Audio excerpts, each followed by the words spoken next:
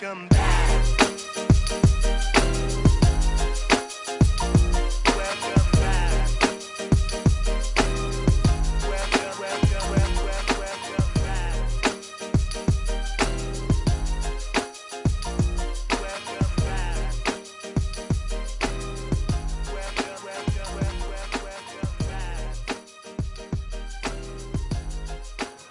NBL, Adding Brotherhood League, what is up? It's your boy, the host with the most, Coach Ty, bringing you another Coach Ty's Corner, the first in a long time. No, we haven't done a show in about 15 to, I wouldn't say 15 to 16, well, maybe about 15 to 16 weeks. So, just bringing you a Season 3 kind of finale wrap-up show, touch on a few topics, touch on a few things, give the fellow listeners in the chat something to listen to until the start of Season 4. So, as you can imagine, this show is primarily going to be based on Season 3 and what happened in it and transition it into Season 4. So, I will not have any guests this show. Decided just to do a quick one out there recapping Season 3 before we get back into the guests. Next show, we will be looking for guests. So without further ado, I will start with the surprises of the year in Season 3. These are events or things that transpired during the season that kind of left everybody like, wow. First and foremost, the Jets, a.k.a. ABNTX, beating the Kansas City Chiefs, who were 15-0 in the last season. I pretty much had that game penciled in for Spud going undefeated to be the second undefeated team ever, matching New England at 16-0, and lo and behold, the Jets came and jumped up and got the Chiefs. That game to me came out of nowhere. I don't think Spud took his foot off the gas. I'm pretty sure he probably did underestimate the Jets, but I'm pretty sure knowing Spud and how he played a pretty good game to the best of his ability. ABNTX is one of the most frustrating owners in the league. He's a gentleman I lab with regularly, and I know what he can do, and the guy actually has a good game plan. There's a few things he needs to tweak, but overall, he should be much better than he is season in and season out. So I was definitely surprised that he beat Spud. At the same time, knowing how good he actually is, I got it. But that was definitely one of the biggest surprises of the year in Season 3. Another big surprise, the Tennessee Titans, a.k.a. Blair's Basis, going 13-3. Everyone who's been in the league knows that Blair went 0-7 in Season 2 before rattling off 7 or 8 straight, and I believe evening out at 7-9 or 8-8. I can't remember which one of the two.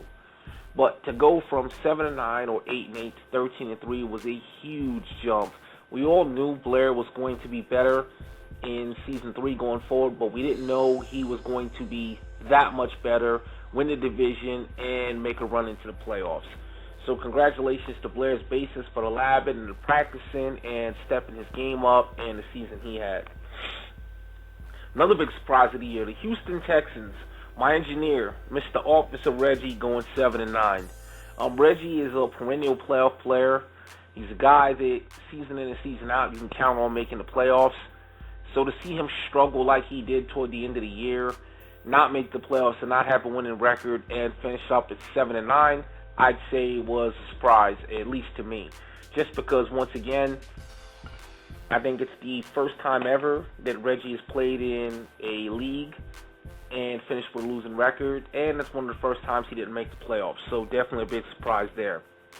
Another thing to caught my eye in this season, Mr. Mark Gates' Philadelphia Eagles. I believe they started out 0-5 or 1-6. So to go from 0-5 to 1-6 towards winning the wild card in the last week of the season and then knocking off myself, the Detroit Lions, in the first round to advance to the divisional rounds of the playoffs definitely had to be a big surprise. 99% of everyone else in this league at 0-5 or 1-6, they would have dialed the season in. They would have died. They wouldn't have tried. Instead, Mark Gates kept his eye on the prize. He kept his Eagles focused. He continued to play ball, started racking up the wins. He competed hard, and it paid off in the form of a playoff spot. So I'm real proud of what he did and his attitude even after a really bad start. Good job to Mark Gates and his Philadelphia Eagles. Last but not least, another surprise. The Carolina Panthers and our commissioner, Philly in Canada, going 4-12. Definitely didn't see that coming. As long as I've known Philly and I've played in leagues with him, he's always a winning team. He's always challenging for a playoff spot. So to see his team fold up like a cheap lawn chair and go 4-12, and to see the fire sale that ensued, very surprising.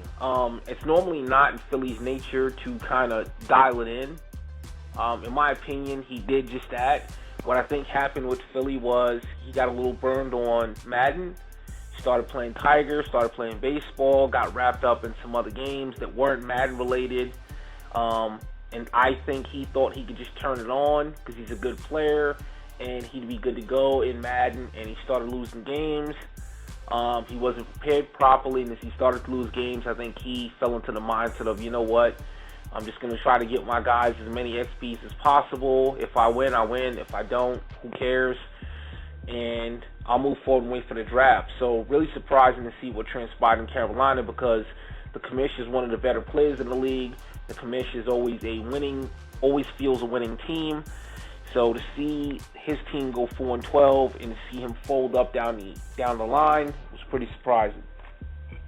That being said, I just watched the Super Bowl highlights of the game between the Seattle Seahawks and the New England Patriots.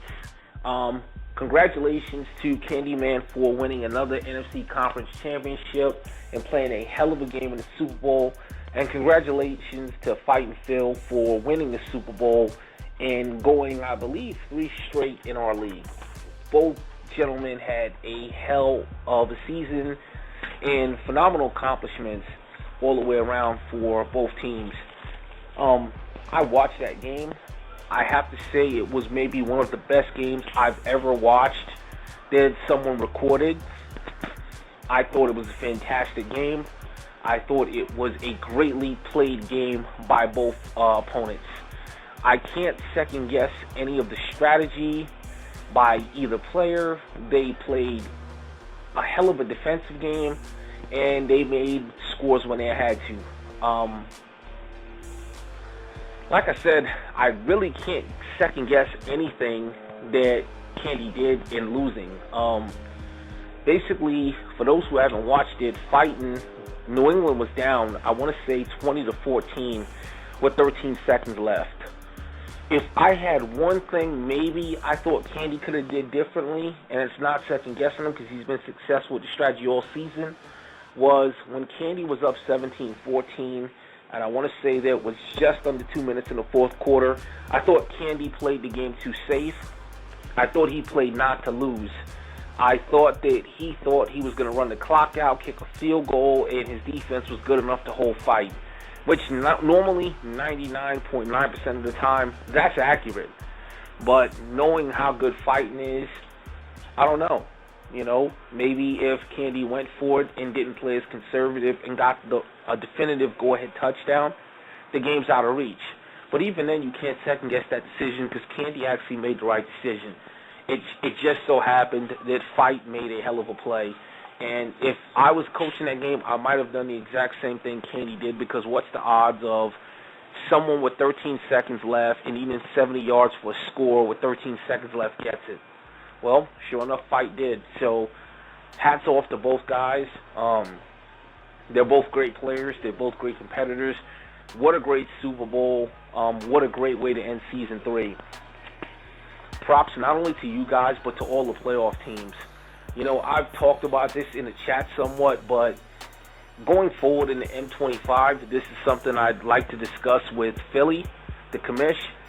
I always hated that all of us play this game to get to the playoffs. All of us play this game to grab a Super Bowl. We all play this game to be the best that we can be. And we get to a point about 13 or 14 games into the season where people are eliminated and they don't have a chance, and all of a sudden the focus turns away from the playoffs, and it turns away from those great teams who deserve their credit and they deserve to be recognized and they deserve to be talked about. Instead, it turns into a loser fest of who's going to draft who in the draft and what trades need to be made. And whenever I see that, it always upsets me somewhat because that's not what this is about. This is about the playoffs. To quote Jim Mora, playoffs, that's what we do this for. We don't play this game to figure out where we're going to draft in the draft. We don't play this game to figure out what trade we're going to make in the offseason. We play this game to be the best we can. And it's 100% totally disrespectful that while the playoffs are gearing up, instead of us talking about the jobs that those teams have done during the season and giving them their props and making sure that we watch out for those games and scores and follow what's going on, we're too busy in the chat talking about what draft position we have, where we're going to move up. Now, look, don't get me wrong. I get it. You're eliminated. So you're looking at what you can do to make your team better. But at the same time, you're disrespecting the integrity of the league, and you're disrespecting the fact that there are hardened competitors in this league who have had awesome seasons, who deserve their props, and they deserve to be recognized. So, not to continue too much on this tangent and on this rant, but just going forward, I'm hoping that we can show enough class and enough respect to give the playoff guys their shine, respect the accomplishment of guys like Spud or Candy or Fight or Jay Garut, and give them their time. It's only 2 or 3 days. Stop rushing them in the chat. Stop acting like their games don't mean anything and that it's all about the draft. Let's have a little class. Let's be better than that. Excuse me. So once again, in conclusion, great Super Bowl, great game. Props to both Candyman and Fighting Phils, who are New England and Seattle. What a great way to end season 3. I mean, just awesome. I mean, I'm kind of speechless. I watched that game, and it was fantastic. And you couldn't have asked for a better matchup, and you couldn't have asked for a better game. That being said, let's talk about postseason awards. I'm kind of not going to break down every single award. I'm going to look at the main ones. I do have the game up in front of me, so you know what? I may just look at a few things. If you could bear with me 1 second, I'll kind of get to all of our awards. I'll tell you kind of what I think. The computer's already made their decision in terms of who's who, but, you know, it kind of never hurts to kind of look at things a little bit more objectively and decide for ourselves. So, first of all, we have is the MVP. And PlayStation awarded the MVP to Ryan Fitzpatrick. And I have to say, after taking a closer look at it, I do totally agree. What a season. 70 touchdowns and 22 interceptions. Are you freaking kidding me? I mean, if you look at the picks leaders on the website, Lewis Glover, I believe the quarterback of Chicago Bears, had 62 picks. Think about what I'm telling you. He had 62 interceptions. Ryan Fitzpatrick finished with 40 less and with 70 touchdowns for a 15-1 team that went to the AFC Conference Championship. Enough said. Adrian Peterson came in second in the balloting, and Darren McFadden came in third. Again, totally agree with R. Fitzpatrick. So let's see. Next, we have Coach of the Year, and Coach of the Year went to New England Patriots, Tom Coughlin, a.k.a. Fighting Phils. Have to say I agree with that. Although, if the Chiefs could have managed to hold on and finish undefeated, obviously you've got to have a close split. But since that's not the case, you definitely have to give that award to the undefeated guy. Again, enough said. What else can be said? An award that is not voted on by the PlayStation that I kind of always chime in with is Comeback Play of the Year. And this year it goes to 2 people. The first person being Blair's Bassist, a.k.a. the Tennessee Titans, at 13-3. Blair's Bassist started Season 2 at 0-7 or 0-8. I think finished at 8-8, maybe 7-9. We knew he would be much better in Season 3 in a competitor, and boy was he at 13-3. Now, he would have won the award single-handedly, except there's one other person, and that person would be myself. And no, I didn't vote on it to me just because it's me, but I finished 12-4, one game behind Blair's basis, and in a direct head-to-head matchup with Blair at the end of the season, I beat Blair. I also finished last season with a barely winning record at 8-8, and I also had struggled in seasons 1 and 2. I did wind up finishing the season at 12-4. I did wind up clinching the NFC North, and I did wind up playing a playoff game. Unfortunately, I lost in that playoff game due to choking at the end, but that's neither here nor there. So the winners of the Comeback Coach Team of the Year is co-tied at Tennessee Titans 13-3, Detroit Lions 12-4. So congratulations to both of those guys. Next, we have trends that I've noticed in Season 3. Nothing new here. Same crap you see online all the time, all day, twice on Sundays. But in Season 3, FAGD really seemed to be the number one trend sweeping the nation. For those who don't know what FAGD is, it's a first and goal defense. It's a coverage-based defense where you drop 9, 10, 11 players back into coverage. I've heard in the chat some people have different definitions of what FAGD is. A lot of people in the chat based it off how many people you're rushing. I don't necessarily base it off that. I look more at how many people you're dropping back into coverage. If you're only rushing 2, you're playing FAGD. If you're only rushing 1, you're playing FAGD. And honestly, truth be told, if you're only rushing 3, that still could be considered FAGD. I mean, because if you look at that premise, you have 8 people in coverage. So any defense that's based on dropping back pretty much the entirety of defense into coverage to stop the pass would be considered a FAGD, whether you're rushing 3, 2, or 1 people. That seemed to be the biggest trend I noticed in Season 3. I think my opinion on coverage defense is well noted. I do get that you have to adjust to the game and you have to play the game in whatever manner gives you the best chance to win. But myself personally, I don't really respect FAGD. I get the purpose for playing it in the end zone. It's a good way to stop a potential 7-point score. It makes it really tough for your opponent to score. But there's a difference in playing that defense and using that as a base defense to play all game. I don't respect it. I think that people who choose to do that, it's their prerogative, and I don't down them. But I think it's cowardly, and I think it's basically someone's way of saying, I can't play regular defense. I'm going to avoid the rush. I don't have the skills to make adjustments. So I'm just going to be a coward and take the easy way out and drop as many people back as possible and stop you from passing. You know what? Has it been successful? Yeah. Does it bother me? No. I've seen it too much. I'm still going to do what I do. All I'm simply saying is that when I play someone and that's what they choose to do, it's their prerogative.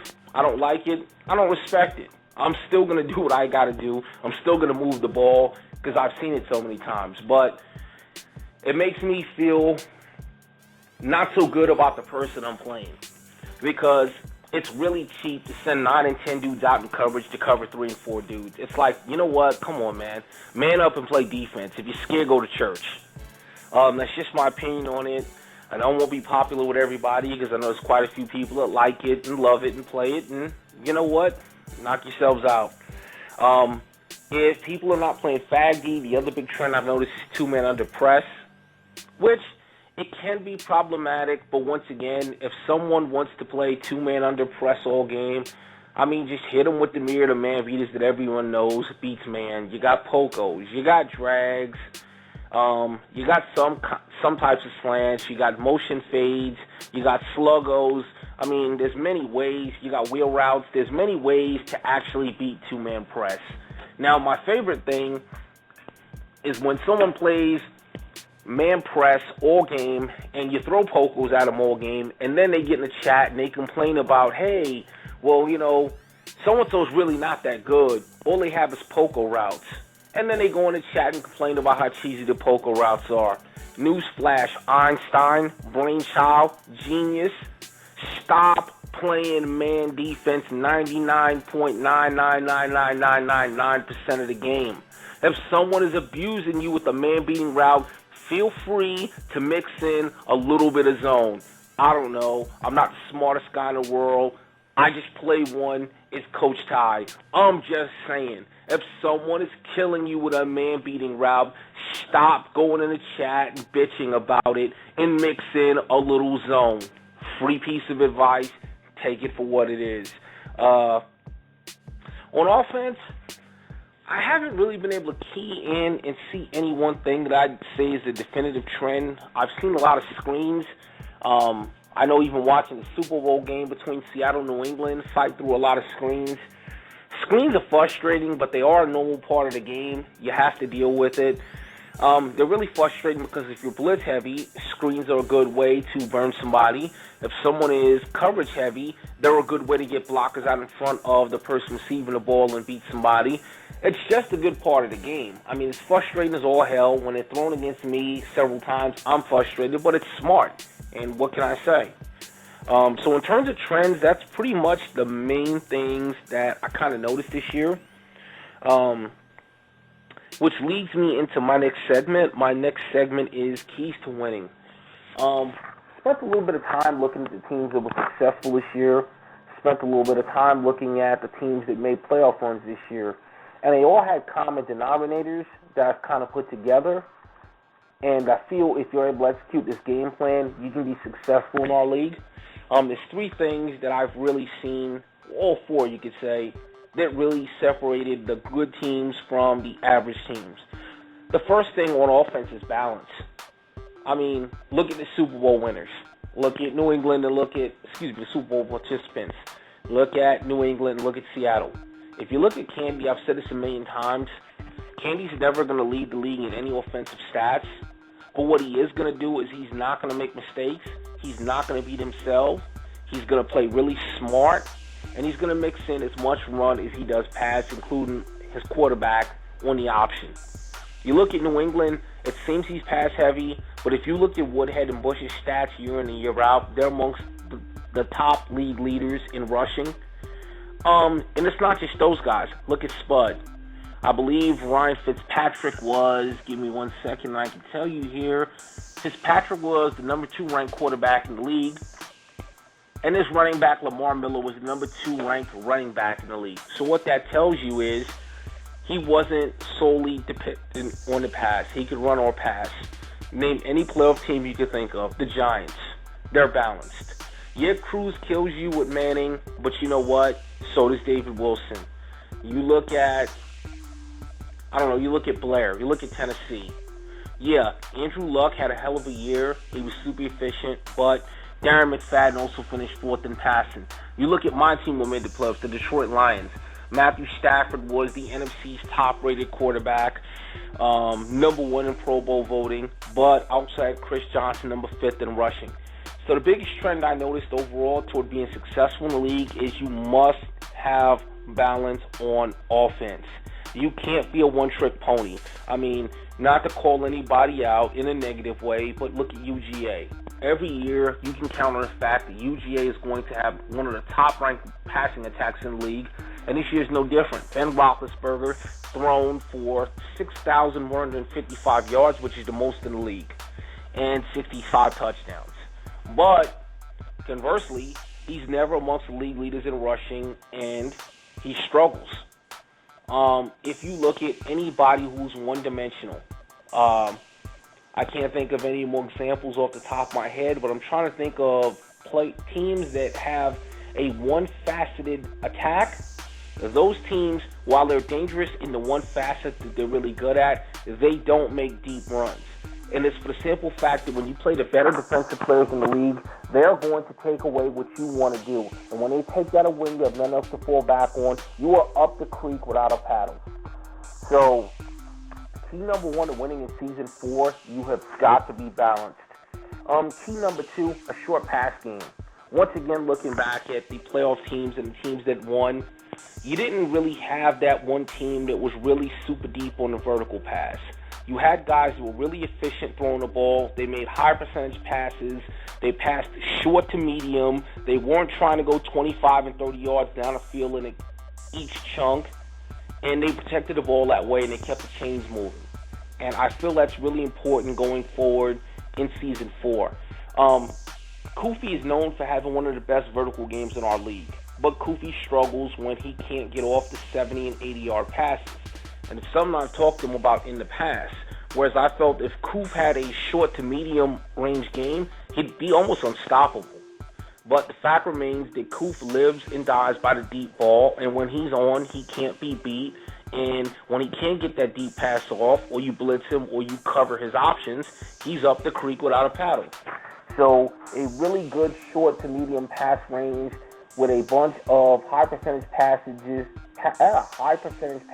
that can't be picked is always good. We all know ball hawk's a mother. Okay? The longer the ball is in the air, the greater the percentage is that it's going to get picked. It's simple. It's that damn simple. You can't play candy and throw a 30-yard pass with his stick and think he's not going to get back there to make a play. It's just not going to happen. But it's highly unlikely he's able to pick off a 6-yard pass unless he's just sitting on your route and that's all you're doing. So in addition to being balanced in the pass game, you've got to have a good short to medium pass game. And last but not least, a good defense. You don't need to have a great defense. You don't need to have a shutdown defense. But nobody that's in the playoffs runs primarily fag D, okay? Because that's not defense, folks. That's coverage. There's a big difference in playing defense and playing coverage. When you play defense, you're playing to stop your opponent and you're playing to get stops. When you play coverage, you've given up that you can't stop them and you're just dropping back and you're hoping and praying that you can run around and press triangle all day long for ball hawk and snag a pick or two. That's garbage, and you're not going to go far with that. You're going to beat people who aren't used to it and who aren't really good at the game. You're not going to beat a Fighting Phils. You're not going to beat a Candyman. You're not going to beat a Jay Garut. You're not going to beat that caliber of playing sitting back in coverage D all game. And if you think you can, go ahead and play it in Season 4, and it'll work out for you the same way it worked out for you in Season 3. So my final key to success in Season 4 is actually learning how and playing defense, period. Again, you don't have to be great. You just have to be able to mix up your looks. You have to be able to slow the run down, and you have to be able to slow the pass down, and you have to be able to get some turnovers and get some stops. So if you run a balanced offense, you have a good short to medium pass game, and you play good defense, there's no way in the world why you shouldn't at least win 9 to 10 games. It's the formula. It's out there. I've studied it, and I've given it to you on a platter. Next thing I want to talk about is Season 4. Now, Season 4 is right around the corner. For those of you who do not check email, for those of you who do not check league messages, the way myself and Philly are going to run Season 4 is right now the console is advanced to Season 1.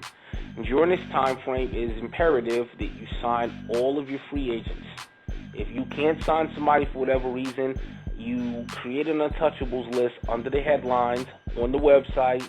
You simply put down, hey, I have John Doe. He's my guy. He wasn't able to re-sign, and we will ensure that you are able to re-sign him. Tomorrow at 8 p.m. EST, which is 5 p.m. PST, will be the draft. Okay? I know there's going to be some people who think, hey, the draft was on too short a notice. But guess what, folks? We can't please everybody all the time. There's 32 owners who live in 32 different time zones with different shifts at work. If we don't run the draft tomorrow, we can't run it during the week because of everyone's schedules, and we would have to wait until next weekend. And then you would have a contingent of people complaining about the fact that there's a whole week of inactivity. So the best idea that myself and Philly came up with was to simply go ahead and host the draft on Sunday. So tomorrow, Sunday, 8 p.m. EST, 5 p.m. PST, we will be hosting the draft. You've had all season to scout. I don't want to hear from anybody about how you didn't have a chance to scout and it's not fair. You had 17, 18 freaking games to scout. If you didn't scout then, whatever you didn't find in 18 games, you're not finding in one day. Sorry. So pretty much we look forward to a Season 4. That's the schedule for Season 4. We set out initially in the beginning of this season to play 4 seasons. It was known by everyone. If you retire early, that's your prerogative. But we cannot guarantee your spot in Madden 25 because we are going to fill your team this season. And it's not fair to the new owner who took your team over the season to kick him out, to let you come back in when you retired on your own. Now, definitely, we want you back. And definitely, we will be looking to definitely get you on the list and get you in the league as soon as possible. But we are not guaranteeing spots. And I'm putting that out there because I know as this goes along, there are going to be certain people who have said, you know what, I'm good, I've had enough, and they're going to retire. Please hold my spot for Madden 25. That's not going to happen. We respect your decision to retire. You need to respect our decision that we've got to fill your team and keep our league going. And that next year, when next year comes around, we're going to put you on a waiting list and we're going to get you in as soon as possible. So please understand that. That being said, we look forward to a good season 4. We get it that it's getting warm. We get it that we're getting late into the Madden season. We get it that not every single game is going to be played and it's not going to be at a breakneck speed. However, most of the people in our league agree that they wanted to play a season 4, so we're conducting it and we're going to try to run it as best as we can. If you can't play your game for whatever reason, please communicate that with your opponent and with the league, the commissioners in particular. We'll work around it. We'll do the best job we can. Good luck to everybody going forward in Season 4. And I am out. P.S. Yes, it's a shorter show than normal. But with the season ending and there not being a ton of topics to talk about and not having no guests, I don't see the need to draw on and on and on. I just wanted to cover our bases, wanted to put a new show out there, wanted to talk about what I've seen in Season 3, offer a tip or two, and roll. So with that being said, Madden, MBL Brotherhood, Coach Ty and Coach Reggie, we are out. We look forward to our next show and talking to you guys again at a later time and date. Good luck with the draft. Good luck in Season 4. I am out. Peace.